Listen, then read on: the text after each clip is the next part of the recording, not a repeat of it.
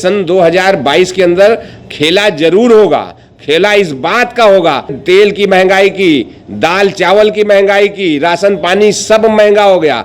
Bharatiya Janata party का देखो यह खेल, खा गया राशन, पी गया तेल। सड़कें नहीं है, पानी नहीं है, बिजली नहीं है, दूषित पानी पीने की जनता मजबूर है। धर्म के नाम पर कुछ पूंजीपतियों को और लाभ देने के लिए जो काशी में भी धर्म का दुरुपयोग किया। काशी कॉरिडोर जो विकास के नाम पर एक चलाया जा रहा है, यहाँ हजारों मंदिरों को तोड़ दिया गया। आपने अयोध्या में देखा क्या किया, 2 करोड़ की जमीन 18 करोड़ में बिक रही है। इस तरीके से उत्तर प्रदेश के अंदर 2017 में सांप्रदायिक ध्रुवीकरण हुआ।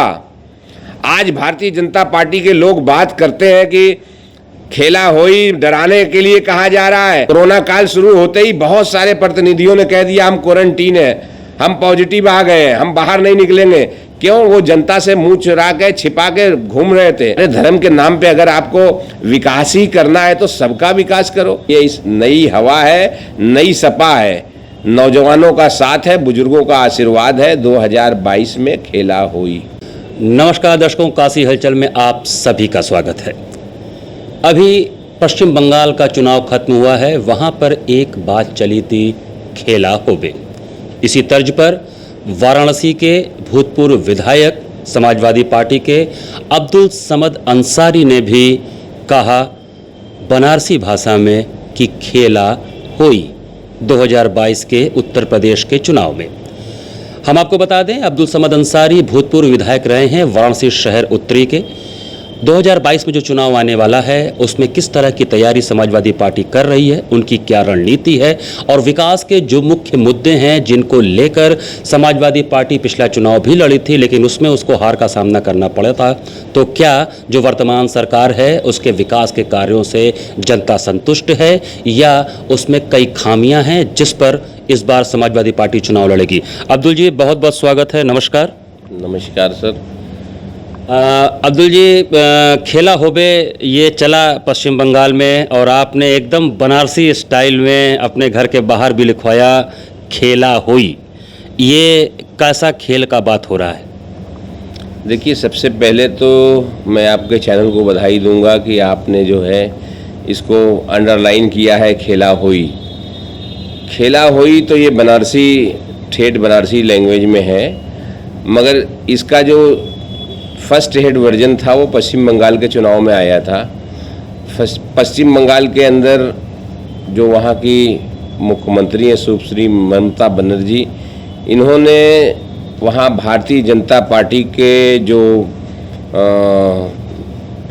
अत्याचार थे, जो पिछले 2 साल से लगभग बंगाल को जीतने के लिए सभी तरीके के हथकंडे अपनाए जा रहे थे। सबसे पहले जब यहाँ बंगाल के अंदर जब भारतीय जनता पार्टी के कोई भी बड़े नेता जाते थे, उससे पहले यहाँ 10-20 हज़ार कार्यकर्ताओं की एक फ़ौज भेजी जाती थी। उसके बाद नेताजी वहाँ अवतरित होते थे और वहाँ पश्चिम बंगाल की जो सभ्यता है, जो पश्चिम बंगाल का जो कल्चर है, उसके विपरीत एक हंगामा सा मचा दिया जाता था। जिन रोडों पर, जिन जगहों पर प्रदर्शन होना है, समस्त जगहों पर भारतीय जनता पार्टी के लोग जो है पैसे का लालच देकर वहाँ के गरीब मजलूम लोगों को झंडा उठाने पे मजबूर करते थे।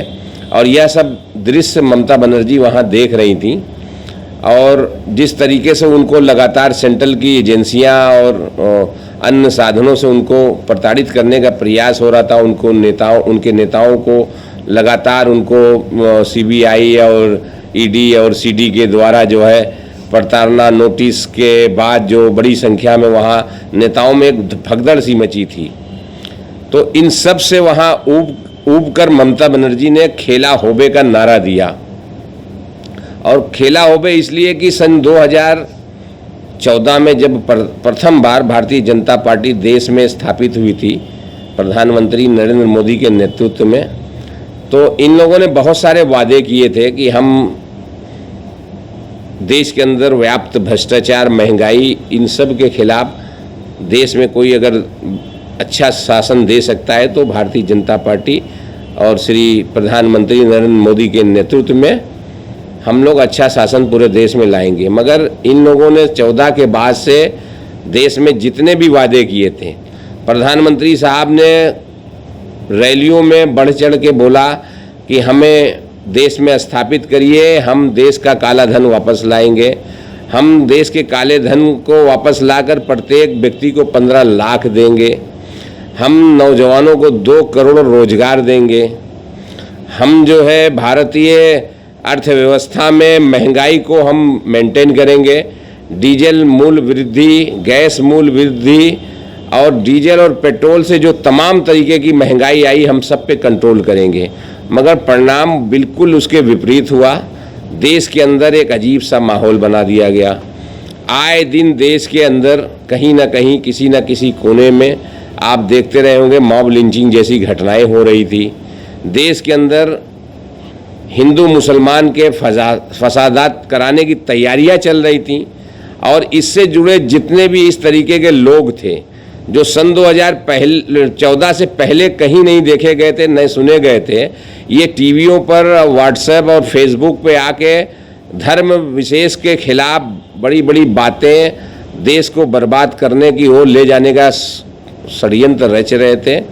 और इसी दौरान कुछ चंद देश के उद्योगपतियों को लाभ पहुंचाने के लिए एक भयंकर महंगाई का खाका तैयार कर पूरे देश के अंदर महंगाई की मार आ गई।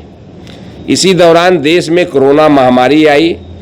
महामारी का मैनेजमेंट इतना खराब था कि आपने देखा होगा कि लॉकडाउन किया गया एकदम अचानक, जैसे देश के अंदर नोटबंदी की गई थी और नोटबंदी के जो लाभ बताए जाते थे, कोई लाभ नोटबंदी से देश में हुआ नहीं। देश की आर्थिक कमर वहाँ से टूट गई। नोटबंदी के बाद से देश जो है बहुत आर्थिक कमज़ोर हुआ। उसके बाद देश के अंदर तमाम तरीके की विसंगतियां आई। जब भी कोई लोकतांत्रिक प्रक्रिया में, जब लोकतंत्र में जब भी चुनाव होते हैं, चुनाव तो 5 साल में इसलिए ही होते हैं कि हमारे देश का शासन सत्ता चलाने वाले लोगों ने अगर अच्छा काम किया है तो उनको हम लोग रिन्यूअल देंगे।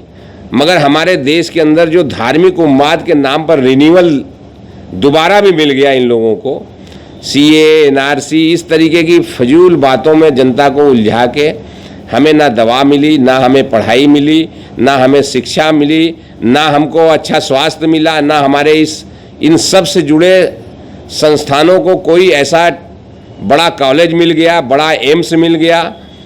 और ख़ास तौर से बनारस में जो पिछली सरकार के द्वारा बाबतपुर का काम शुरू किया गया था, ये मुझे याद है, उस समय मैं यहाँ एमएलए हुआ करता था। सन 2007 में ये स्कीम सेंट्रल गवर्नमेंट की थी। उस योजना को पूरा करते करते ये लोग जो है सन 2014 के बाद से उस योजना का उद्घाटन करना शुरू किए और भारत में यह बताने का प्रयास किए कि यहाँ बनारस में, काशी में हमने बहुत बड़ा विकास कर लिया। बाबतपुर आप आइए, पहले आते थे और अब आकर देखिए कैसा लग रहा है। तो ये तो पहले से योजना बन रही थी। अगर बनाना ही था तो सन 2012 से 17 के बीच आपने देखा होगा देश के अंदर एक ऐसा एक्सप्रेसवे बनाया अखिलेश यादव के नेतृत्व में, आगरा एक्सप्रेसवे, जहां फाइटर प्लेन लैंड कर रहे थे। आप जानते हैं पूरे दुनिया में भारत की आबादी और चाइना की आबादी, ये 2 ऐसे देश हैं जिनको एक तरफ कर दिया जाए और सारी दुनिया की आबादी एक तरफ कर दिया जाए तो भी कमी है, ज़्यादा नहीं हो सकती। और इस दोनों देशों के बीच जो दूरियां लगातार बढ़ती चली गई, क्योंकि भारत को जो विश्व मंच पर अपना कंपटीटर बनाना था वो चाइना था और अमेरिका था। और भारत और यह प्रधानमंत्री लगातार ये कहते थे हम भारत को मजबूत इकोनॉमिक देश बनाएंगे, हम $5 ट्रिलियन की हम भारत की अर्थव्यवस्था को ले जाएंगे। मगर हमारा कंपटीशन कहाँ चला गया? हम नेपाल से कंपटीशन करने लगे, हम बांग्लादेश से कंपटीशन करने लगे, हम श्रीलंका से कंपटीशन करने लगे। और आज की डेट में हमारी स्थिति क्या है? आज हमारा जो सबसे पड़ोसी देश श्रीलंका, नेपाल और बांग्लादेश, इन सब से भी नीचे हम लोगों की करेंसियाँ आज जा रही हैं। बांग्लादेश सबसे ऊपर चला गया, नेपाल भी हमारे बराबर आने के प्रयास में है और श्रीलंका भी हमसे ऊपर है। तो हम समझते नहीं हमारे देश का कोई भी प्रधानमंत्री हो। भारत में बहुत प्रधानमंत्री आए और बहुत सारी विसंगतियां आई। भारत ने पीछे दूसरे देशों के 2-2 टुकड़े किए हमारे सेना को हम जितना भी सल्यूट करें वो कम है। आज की डेट में हमारी स्थिति क्या है?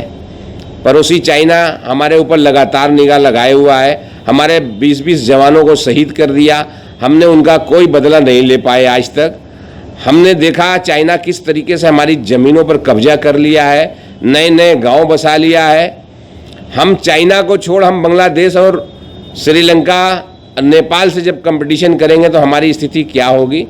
हमारे देश के प्रत्येक नागरिक की अब जिम्मेदारी है कि अपने देश को बचाने के लिए, अपने शहर को बचाने के लिए, हमारा देश तभी सुरक्षित होगा। हमारा देश पहले बहुत अच्छा था। हमारा देश सन 14 में अगर ये पिछली सरकार अगर रिपीट हुई थी यूपीए की, तो निश्चित हमारा देश चाइना के बराबर होता, अमेरिका के बराबर होता। मगर हमारा देश के अंदर कुछ चंद लोग जो भारत की आज़ादी से जिनका कोई मतलब नहीं था, ऐसे लोग देश में जनता को गुमराह करने में कामयाब हुए प्रथम बार, जिसके कारण ये सब विसंगतियां आ गई।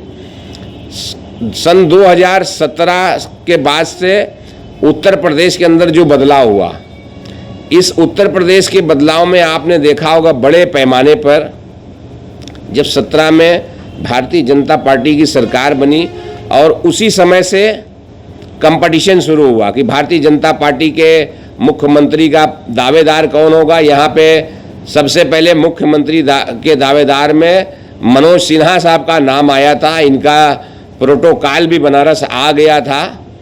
उसके बाद न जाने क्या हुआ भारतीय जनता पार्टी के अंदर की रात ही रात मनोज सिन्हा जी को हटा के योगी जी का नाम आ गया।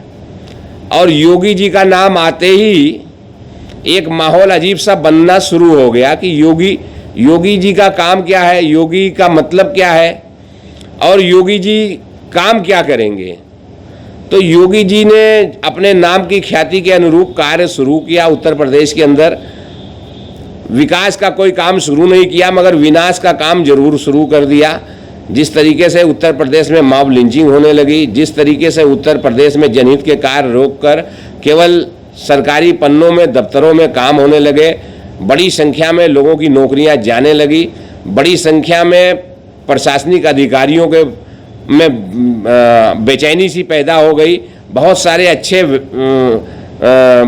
अच्छे जो ऑफिसर्स थे उत्तर प्रदेश के अंदर, आईएएस, आईपीएस, ये डिपुटेशन पर उत्तर प्रदेश छोड़ने लगे कि इनसे दबाव में काम कराने का जो प्रयास किया गया, गलत काम को सही बताने का प्रयास किया गया, जिससे आज उत्तर प्रदेश के हर एक सूबे में, हर एक जगह पे, हर एक ज़िले में एक अजीब सा माहौल है। विकास की कोई बात नहीं करता, बस सिर्फ बात ये होती है कहीं कोई फंस गया देशभक्ति का नारा लगने लगता है, कहीं कोई फंस गया उल्टे सीधे नारे लगाकर धार्मिक उन्माद पैदा करने की कोशिश की जाती है कि इसी में जनता को उलझा के एक बार फिर से उत्तर प्रदेश को जीत लिया जाए। हमें लगता है कि उत्तर प्रदेश की जनता अब ये 5 सालों से या देखते देखते 7 सालों से देश को देखते देखते अब थक चुकी है। जनता इन मुद्दों पर वोट नहीं करेगी। जनता को चाहिए शांति, जनता को चाहिए चौमुखी विकास, गरीब मजलूम लोगों को रोजगार चाहिए, बेरोजगारी भत्ता चाहिए, वृद्धों को वृद्धा पेंशन चाहिए, नौजवानों को उनको रोजगार चाहिए, छात्रों को पढ़ाई के अच्छे अच्छे कॉलेज चाहिए। और जो नौजवान लड़कियां पढ़ रही थी, अखिलेश यादव ने जिनको जो है 20-20 हज़ार रुपया साइकिल देने का काम किया था, निश्चित तौर से जनता सन 2012 से 17 के कामों को याद कर रही है। उन्हीं कामों के बदौलत 2022 के अंदर बदलाव होगा और इन सब बदलावों का, इन सब अत्याचारों का बदला खेला होई में छिपा हुआ है।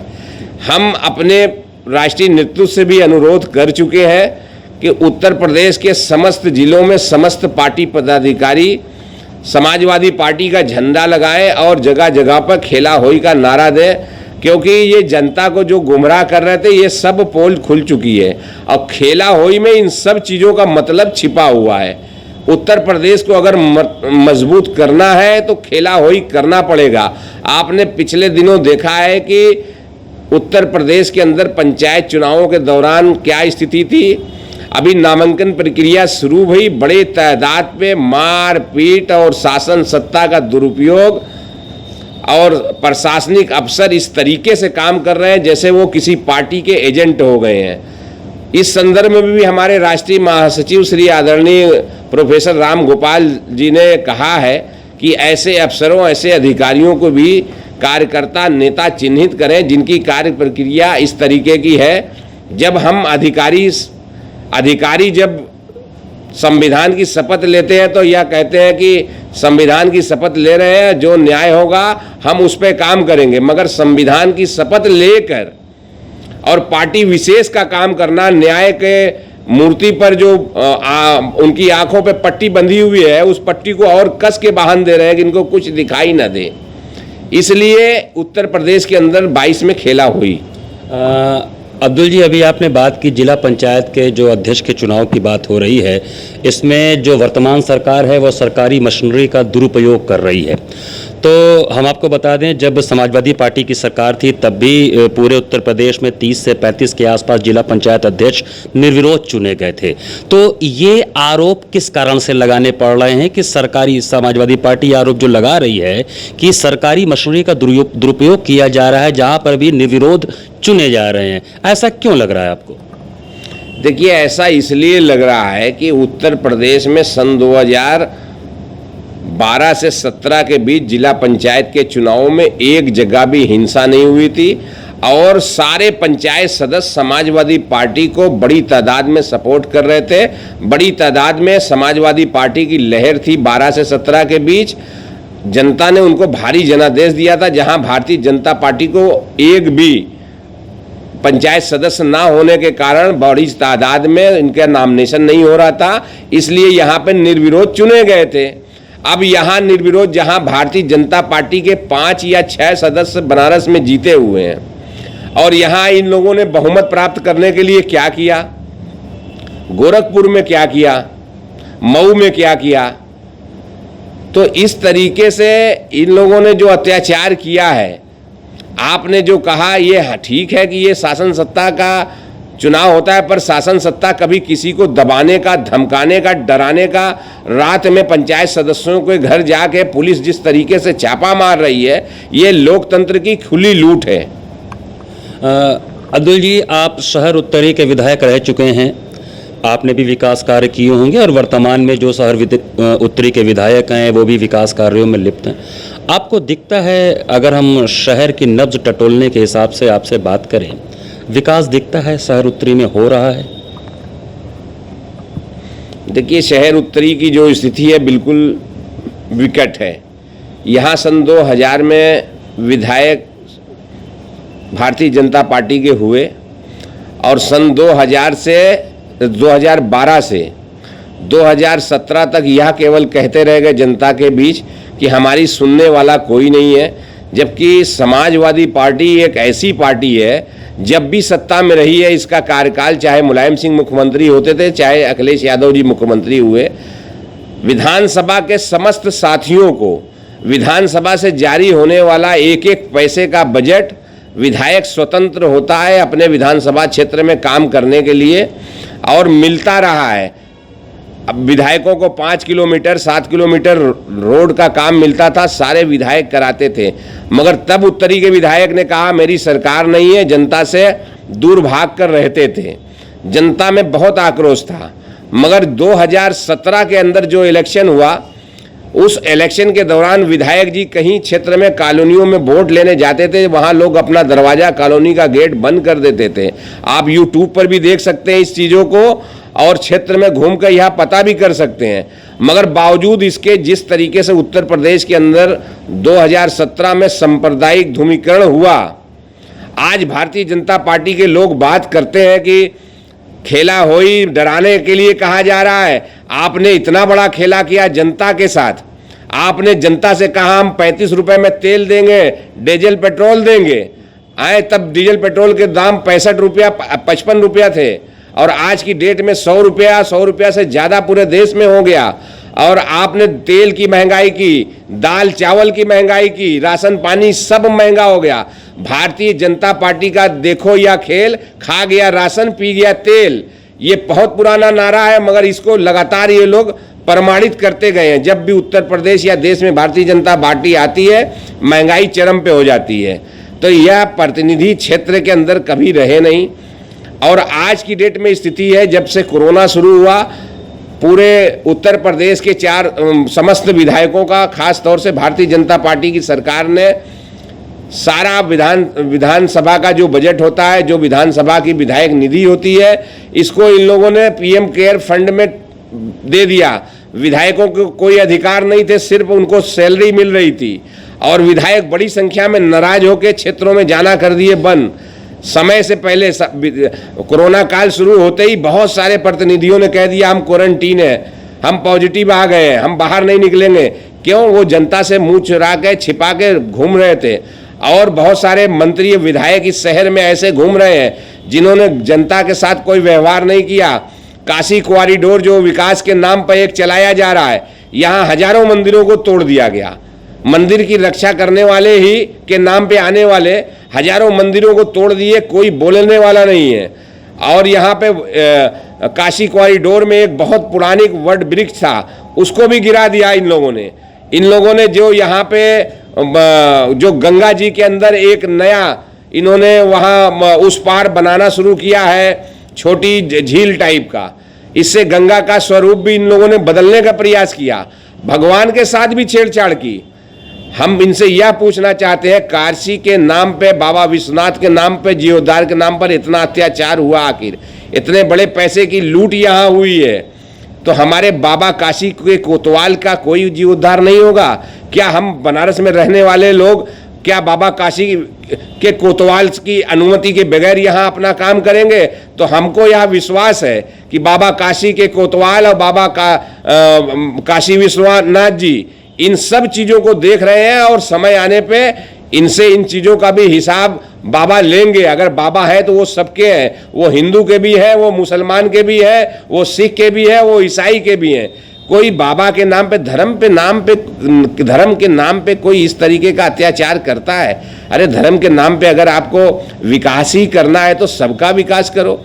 आप देखिए, काशी के कोतवाल काल भैरव जी का रास्ता देख लीजिए, आप उनके सामने महामृत्युंजय जी का रास्ता देख लीजिए, आप देख लीजिए हनुमान जी का यहाँ संकट मोचन देख लीजिए। तो इन सब में सबसे बेहतर तो संकट मोचन जी का रास्ता है। वहाँ आने जाने की वहाँ की व्यवस्था अच्छी है, वहाँ के महंत अच्छे हैं। मगर इन लोगों ने जो धर्म के नाम पर कुछ पूंजीपतियों को और लाभ देने के लिए जो काशी में भी धर्म का दुरुपयोग किया। आपने अयोध्या में देखा क्या किया, 2 करोड़ की जमीन 18 करोड़ में बिक रही है। ये काशी के नाम पे, धर्म के नाम पे लूट करने वालों की जनता ने एक एक नस को जान लिया है। इसलिए सन 2022 के अंदर खेला जरूर होगा। खेला इस बात का होगा कि धर्म के नाम पे लूटने वालों के साथ अब भगवान देख के घर में देर है, अंधेरा अब नहीं है। अब्दुल जी, आपसे जो बात हो रहा है, हम चुनावी मुद्दों पे आपसे चर्चा कर रहे हैं। 2022 में आप जनता के बीच में क्या मुख्य मुद्दे लेके जाएंगे? जो विकास के बारे में बात भारतीय जनता पार्टी कर रही है, वो विकास एक्चुअल में होते दिख रहे हैं या नहीं दिख रहे हैं? जब आप जनता के सामने जाएंगे, क्योंकि 2017 की अगर हम बात करें तो उस समय भी समाजवादी पार्टी ने विकास के बहुत से कार्य किए थे जो उत्तर प्रदेश में दिखते थे, लेकिन उसमें चुनावी हार का सामना करना पड़ा था। तो क्या इस बार जब 2022 में आप जनता के बीच में जाएंगे तो क्या मुख्य मुद्दे लेकर आप उनके बीच में जाएंगे? देखिए, इस बार के मुख्य मुद्दे चुनाव के होंगे विकास के। शहर के अंदर रोडें चलने लायक नहीं हैं। शहर के अंदर बड़ी तादाद में पशुओं का डेयरी का दूध का काम था, जिसको यह सरकार ने रोक दिया। बुनकरी का काम पूरे बनारस में मशहूर है। विश्व प्राचीन साड़ी, बनारसी साड़ियों का एक केंद्र बनारस है। यहाँ बुनकरों की हालत बद से बदतर है। यहाँ सड़कें नहीं है, पानी नहीं है, बिजली नहीं है, दूषित पानी पीने की जनता मजबूर है। सीवर की व्यवस्था ध्वस्त हो चुकी है। थोड़ी सी बारिश होती है, चारों ओर बनारस के पानी लग जाता है।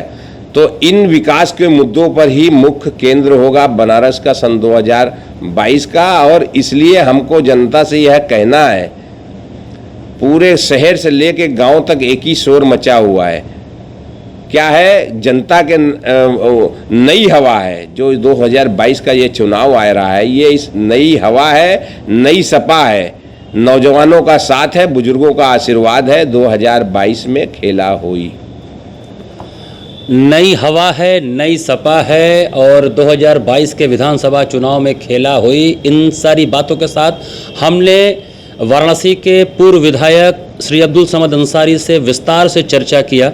उन्होंने बताया कि सरकार जो वर्तमान में है उत्तर प्रदेश में, वो विकास के दावे तो कर रही है लेकिन विकास होता दिखता नहीं है। हाँ, अगर बात करें तो 2012 से 2017 के बीच में जितना अखिलेश यादव की सरकार ने विकास किया था, चूंकि उस समय वोटों का ध्रुवीकरण हुआ था, इसीलिए 2017 के चुनाव में समाजवादी पार्टी को हार का सामना करना पड़ा था। लेकिन 2022 में मुद्दे वही होंगे, विकास, महंगाई, सीवर, पानी, बेरोजगारी, इन तमाम मुद्दों को लेकर फिर से जनता के बीच में समाजवादी पार्टी के विधायक गण जाएंगे और जनता से अपने पक्ष में वोट मांगेंगे। नमस्कार।